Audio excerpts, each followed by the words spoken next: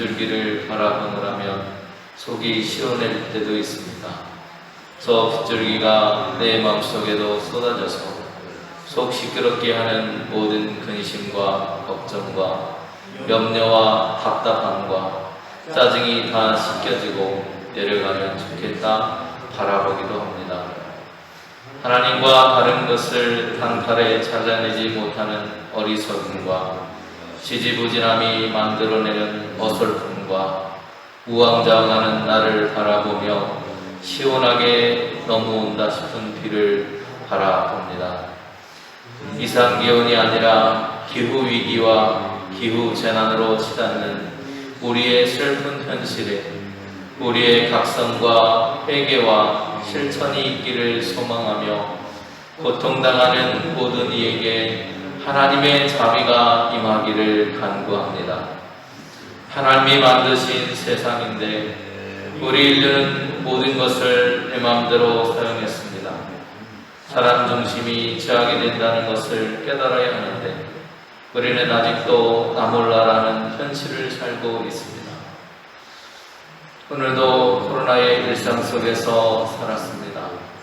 넘쳐나는 진자로 인해 불안하기도 합니다. 거리두기와 백신 접종과 모두의 수고 그리고 하나님의 도우심을 통해서 코로나의 상황이 진정세에 들어갈 수 있도록 하나님 인도하여 주소서. 도우소서, 깨우쳐 주소서, 고민하게 하시고 변화로 나아가게 하옵소서.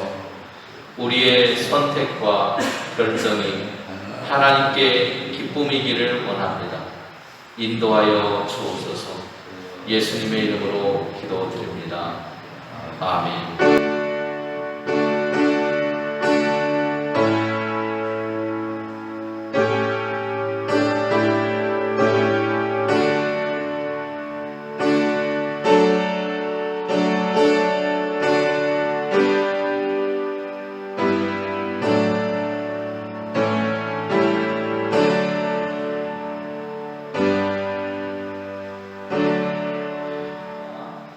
사람이 마땅히 우리를 그리스도의 일꾼이요 하나님의 비밀을 맡은 자로 여길지어다.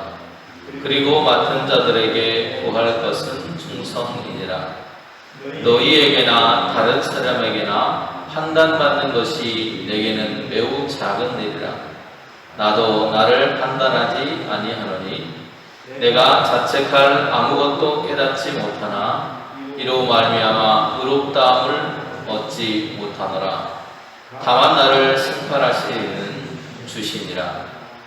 그러므로 때가 이르기 전 곧 주께서 오시기까지 아무것도 판단하지 말라. 그가 어둠에 감추인 것들을 드러내고 마음의 뜻을 나타내시리니 그때에 각 사람에게 하나님으로부터 칭찬이 있으리라. 아멘.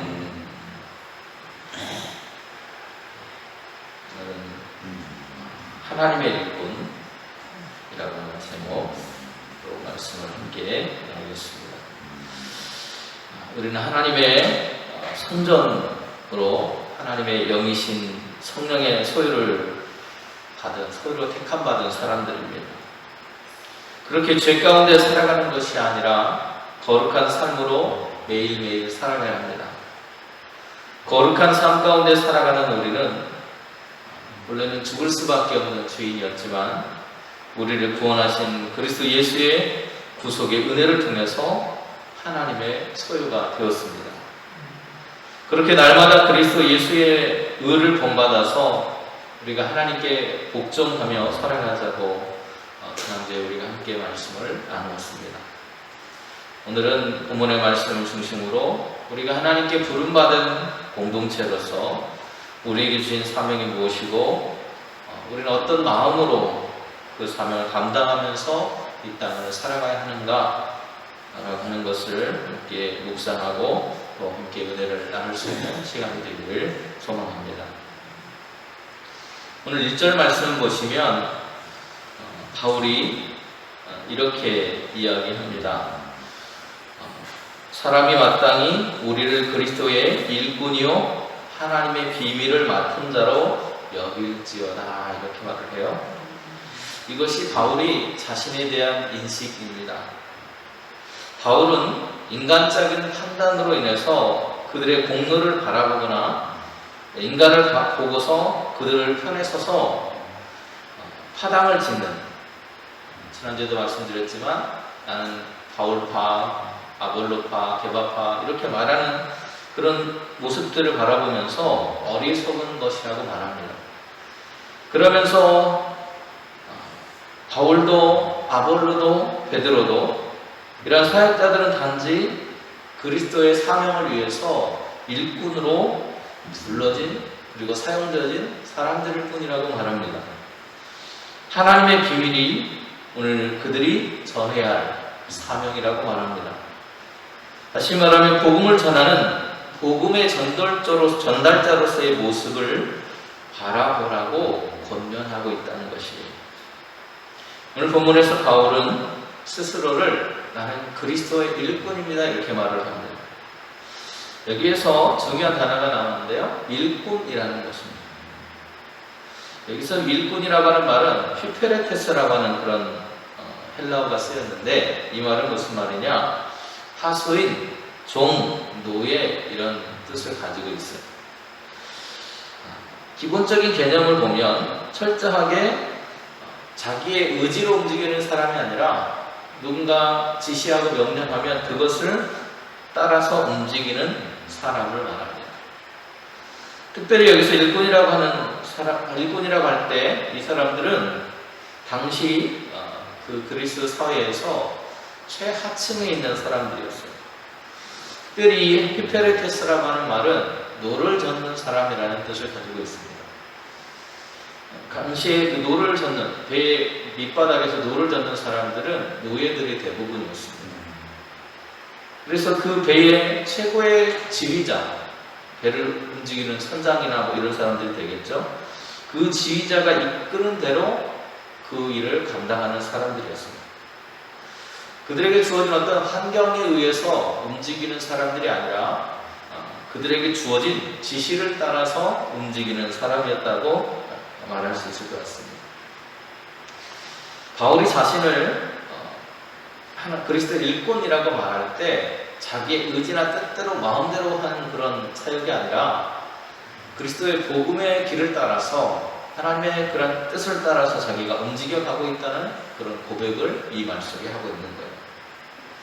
이 말을 사용하는 것은 자신들이 하는 것은 당연히 주님을 위해서 일하는 사람들이라고 하는 것을 강조하고 있다는 것입니다. 바울은 자신의 위치를 보다 겸손하게 나타내려고 이 말을 사용하고 있는 거예요. 바울에게 있어서 중요한 것은 신분적인 위치가 결코 아니었습니다. 내가 누구에게 속해 있느냐였습니다.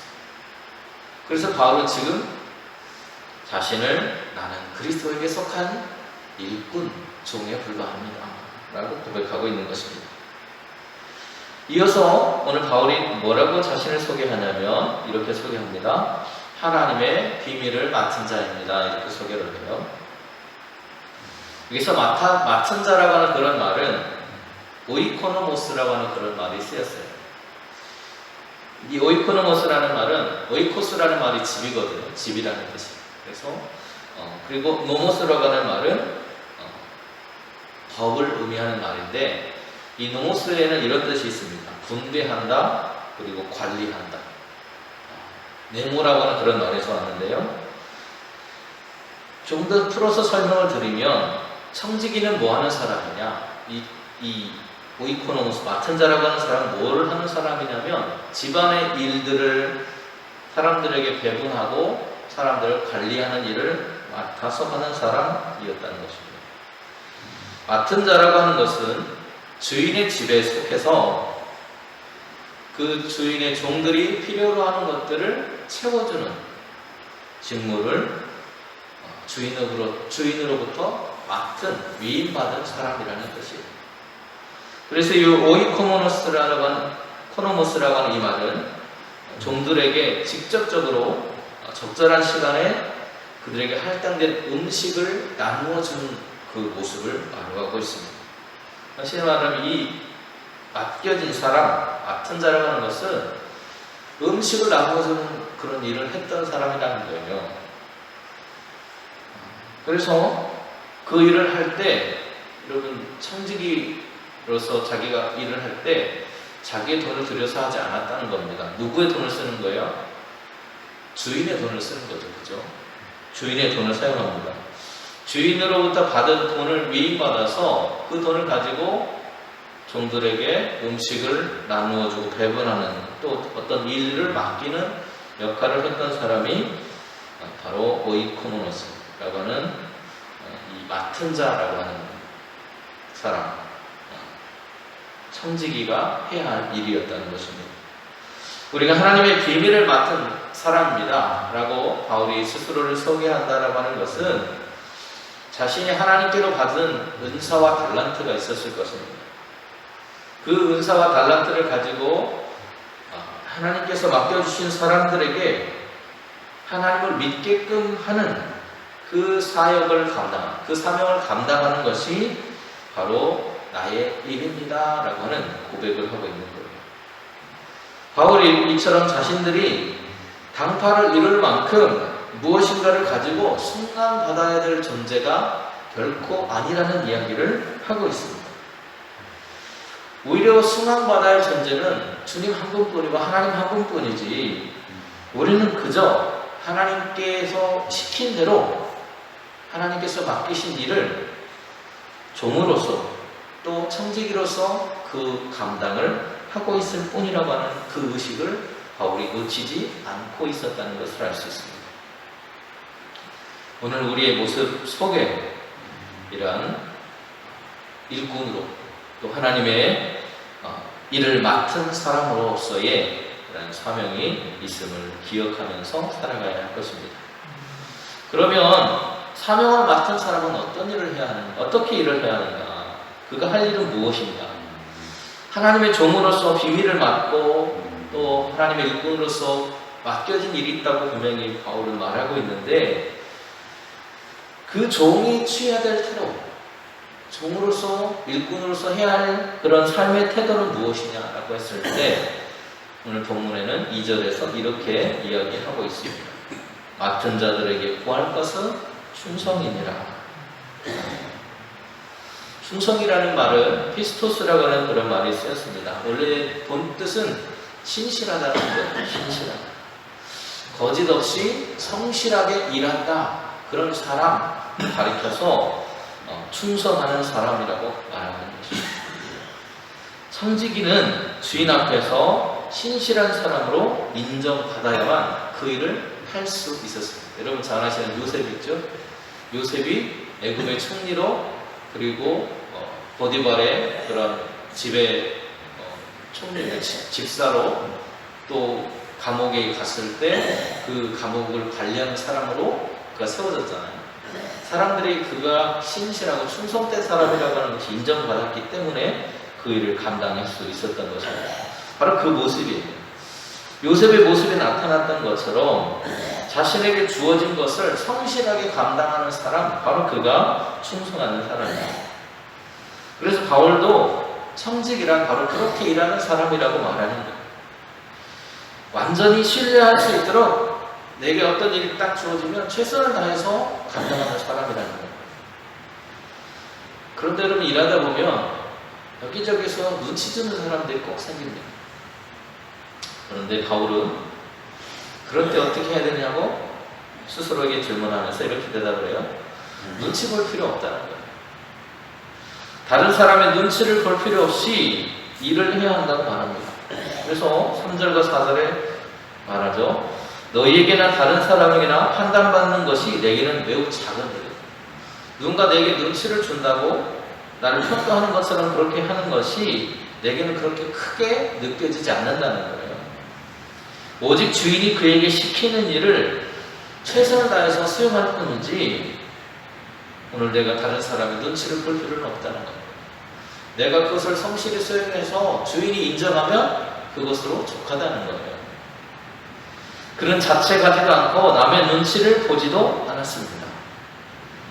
바울이 할 일은 그에게 주어진 일에 최선을 다하는 것뿐이었기 때문이에요. 이것은 구별된 몇몇 사람에게만 적용되는 것이 아니라 일반적인 직분을 맡은 사람 모두에게 주어지는 원리라고 할 수 있습니다. 모든 그리스도인들에게 요구되는 삶의 원리, 윤리라고 말할 수 있을 것 같아요. 왜냐하면 모든 성도들이 각자에게 맡겨진 그런 믿음의 분량에 따라서 청지기로 부름을 받았기 때문입니다.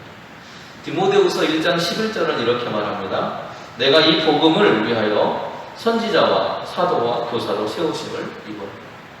각자 맡겨진 사명이 다르지만 그것에 우리가 해야 할 태도는 충성하는 일이라는 겁니다. 오늘 우리의 삶에 주어진 시간에, 주어진 매 순간에 우리는 최선을 다해야 합니다.